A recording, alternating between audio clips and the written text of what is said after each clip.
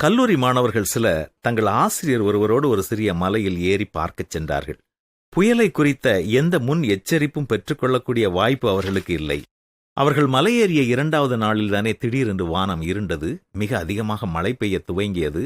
பல மணி நேரங்கள் மலையில் தொடர்ந்து மழை பெய்த காரணத்தால் காட்டு வெள்ளம் கரைபுரண்டு ஓடிற்று. மழை சற்று ஓய்ந்தபோது அவர்கள் முந்தின நாள் கடந்து வந்த மரப்பாலத்தண்டை வந்தார்கள். ஆனால் கரைபுரண்டு சென்று கொண்டிருந்த வெள்ளம் அந்த மரப்பாலத்தை அடித்துச் சென்று விட்டது. காட்டை விட்டு வெளியேற இருந்த மற்ற 2 பாலங்களுமே உடைந்து விட்டன. ஆசிரியர் சோர்ந்து போகாமல் மாணவர்களை அழைத்து கொண்டு தொடர்ந்து நீரோடையின் கரையிலேயே நடந்து சென்றார். இறுதியாக அந்த ஆற்றின் கரையில் இருந்த மரம் ஒன்று வேரோடு சாய்ந்து ஆற்றின் குறுக்கே விழுந்து கிடந்தது.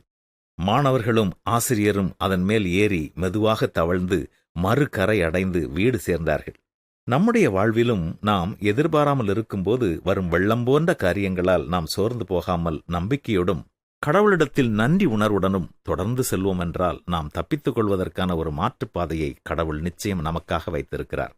விசுவாசிக்கிறவன் பதறான் என்ற வசனத்தின்படி உங்கள் சூழ்நிலை எதுவாக இருந்தாலும் கர்த்தரை நம்பி தொடர்ந்து முன் செல்லுங்கள். அவரே உங்களுக்கு துணையும் உங்களுக்கு கேடகமாயிருக்கிறார். மனுஷருக்கு நேரிடுகிற சோதனையே அல்லாமல் வேறே சோதனை உங்களுக்கு நேரிடவில்லை. தேவன் உண்மையுள்ளவராயிருக்கிறார். உங்கள் திராணிக்கு மேலாக நீங்கள் சோதிக்கப்படுவதற்கு அவர் இடங்கொடாமல் சோதனையை தாங்கத்தக்கதாக சோதனையோடு கூட அதற்கு தப்பித்துக் கொள்ளும்படியான போக்கையும் உண்டாக்குவார் என்று பரிசுத்த வேதாகமும் கூறுகிறது அல்லவா?